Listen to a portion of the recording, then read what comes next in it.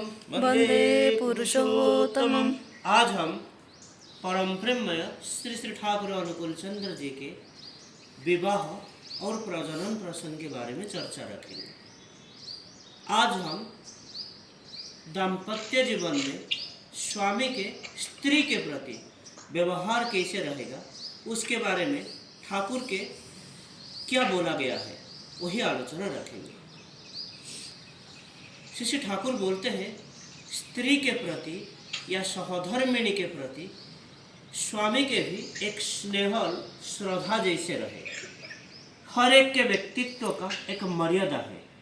जो लोग आत्म मर्यादाशील होते हैं वो लोग दूसरों को भी यथायोग्य मर्यादा दे के चलते हैं। पारस्परिक मर्यादा अंतर्निहित श्रद्धाबोध के परिचय देता है। जिसका जितना कुछ मर्यादा प्राप्य उसको अगर उतना मर्यादा या उतना तक मर्यादा दिया नहीं जाता है तो अब ये पारस्परिक संपर्क सुस्त और स्वाभाविक नहीं रहता। अंतर के जो बंधन वो भी धीमा पड़ जाता है। स्त्री के प्रति सश्रद्धा व्यवहार के और भी एक विशेष प्रयोजन है। जैसे माँ के स्वामी भक्ति देख के संतान के पितृभक्ति जैसे बढ़ता है, माँ के प्रति पापा के स्नेहसिक्त श्रद्धायुक्त आचरण देख के संतान के मातृभक्ति पुष्ट होता है। ये घटना आलोचना प्रसंग चतुर्थ खंड 26 सितंबर 42 की बात है।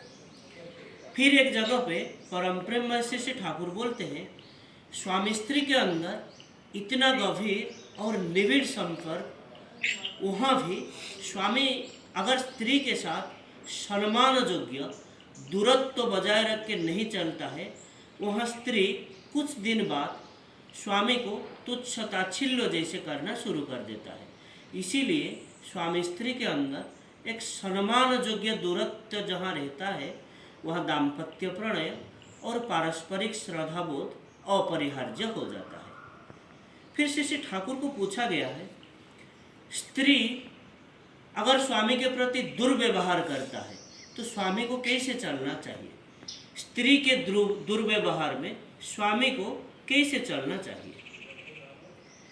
श्री ठाकुर बोलते हैं, बात यह है कि स्त्री के साथ विवाह करके इतने दिन में तुम्हारी स्त्री के प्रकृति के बारे में तो मोटा मोटी एक धारणा आ चुका है, मोटा मोटी तो उसके प्रकृति के बारे में समझ चुके हो। लेकिन इसीलिए वो जो भी है उसके अतिरिक्त उससे कुछ एक्सपेक्टेशन या प्रत्याशा मत रखना।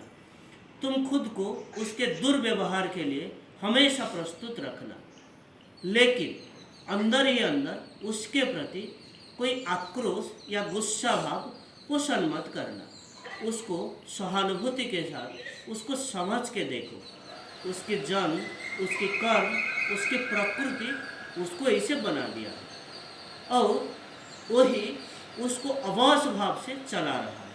सुतरां वो अगर बुरा व्यवहार या खराब बर्ताव करता है तो भी खुद को शब्द या आहत होने मत देना। सार्थ बात ये है, वो जो भी क्यों ना करे तुम उसको अपनी तरफ खींचो मत, अपने अंतर के साथ उसको ग्रहण मत करो, उसके प्रति सदैव व्यवहार करो।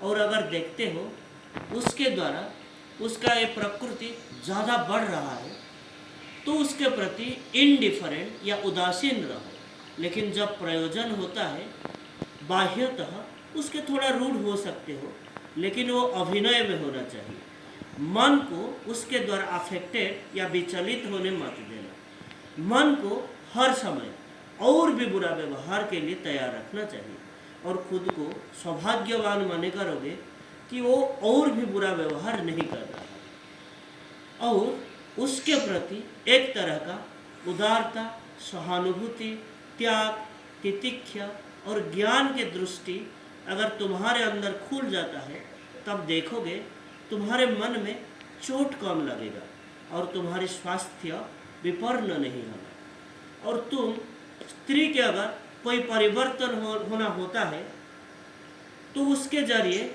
उसकी परिवर्तन हो ही जाएगा।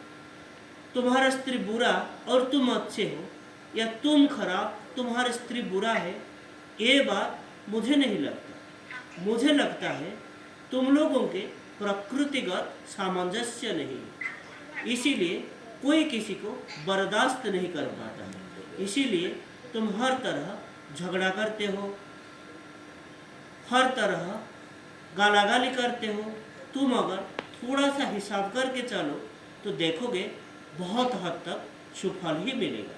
हाँ, और एक बात जिसके प्रति विशेष भाव से ध्यान रखना होगा, तुम विशेष भाव से अगर सॉलिसिटेटेड या अवरुद्ध नहीं होते हो तो कभी भी सेक्सुअली एंगेज या यौन संस्रव में लिप्त नहीं होना। ये घटना आलोचना प्रसंग चतुर्थ खंड 8 सितंबर 1942 से लिया गया है। तो आज के लिए इतना ही। वंदे पुरुषोत्तमम्। वंदे पुरुषोत्तमम्। जय।